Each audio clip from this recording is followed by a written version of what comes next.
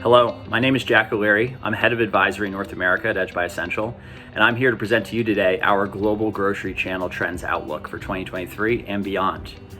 So first, when we seek to quantify some of the disruptive forces affecting the grocery category, we like to take a look at our database and see some of the projections of various business models in the selling of edible grocery categories. Globally, we predict that e-commerce is going to grow at a 9.7% CAGR for edible grocery sales from 2022 to 2027. Compare that to the store-based aspect of edible grocery sales only growing at a 3.5% CAGR. We don't want to overemphasize this. The majority of this category area is sold in stores, the vast majority really here, due to some of the challenges of selling perishable products online. But when thinking about growth, innovation, and transformation, e-commerce is really leading the way for grocery selling on a global basis.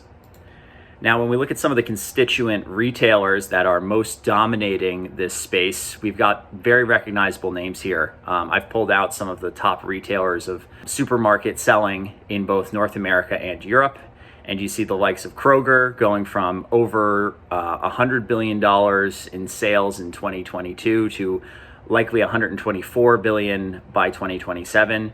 You see Ahold, you see Albertsons, Publix, Walmart, Edeka in Europe, X5 Retail as well, Reve, Mercadona, and HEB.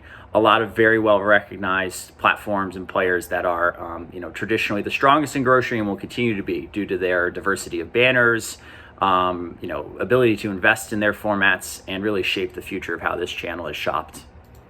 But I think it's also important to acknowledge that some regional players have some distinct advantages and strong performance relative to averages for grocery.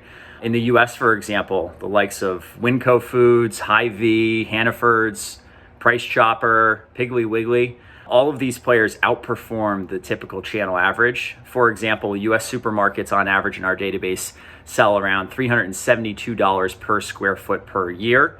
And some of the names I've just mentioned here are well over $1,000 per square foot. Similarly, you see advanced productivity measures on a per store basis as well. So I think when cultivating case studies of what is best in class grocery retailing and really dominating your region and area, don't neglect or look away from some of these regional powerhouses. Also, it's important to acknowledge the potential of consolidation in this space. Namely in North America, Kroger Albertsons is a large potential scaled deal here. If these two retailers come together before store disbursements, which is a likely outcome, we could see over 5,000 locations combining two of the largest grocery players here and approaching 250 billion in sales dollars on an annual basis. So a very scaled, powerful platform is in the making if this deal goes through here. And it has major ramifications and implications on grocery retailing in the US and the competitive landscape we see here. So let's turn over from looking at the landscape to talking about what are some of the key initiatives we're seeing in grocery retail today and into the future. I think first and foremost, we're seeing retailers tailor their formats to consumer demand areas, namely sustainability and health and wellness. One classic case study comes from Europe. We've got Reve with their Billa banner here. They've launched a new store concept under this Billa banner here. It's a plant-based store location. It's entirely focused on plant-based products. It's around 200 square meters, and it's entirely oriented its assortment and the way it merchandises this assortment around these types of products, really appealing to consumers' needs and focus on vegetarianism and plant-based solutions.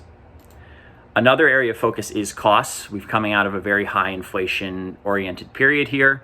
Kroger, for example, saw their own brand identical sales rising north of 10% in multiple quarters last year, well ahead of the broader business. Retailers acknowledge that there's profitability advantages of extending more private label out and also consumer affinity advantages, really speaking to the consumer that we have value-oriented products that will help you in today's high inflationary period that we're in today. Finally, I'd be remiss to not talk about e-commerce. There are a lot of emergent, fast-growing platforms that can tackle various aspects of grocery buying, need states, basket sizes. We like to say that you can tackle everything from a large basket value, high urgency occasion, such as a party or a special occasion, with some rapid delivery platforms, such as some of the offerings we see from Amazon in their speediest areas and Instacart. You also have more planned solutions such as subscribe and save for lower urgency, lower basket value items that you might be having here.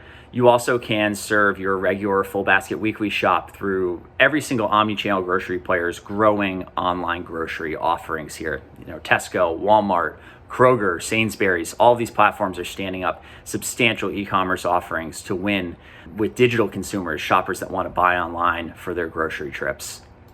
So finally, to summarize the themes we saw here, I think most importantly, as we look towards the future, grocers are going to look to meet growing demand for sustainability, organics, and plant-based products and merchandise to that area. They're also going to look to aid inflation-affected consumers with enhanced and increased private label assortment. And then finally, they're going to look to serve consumers' demand for immediacy and or convenience via e-commerce and digital ordering. I talked about those growth rates earlier. It is a critical part to serving probably some of the most lucrative consumers that want to shop in a multi-channel fashion from these grocers. And so there's a lot of big themes, but those are the ones I would be watching in our grocery outlook as we look to 2023 and beyond. Thank you.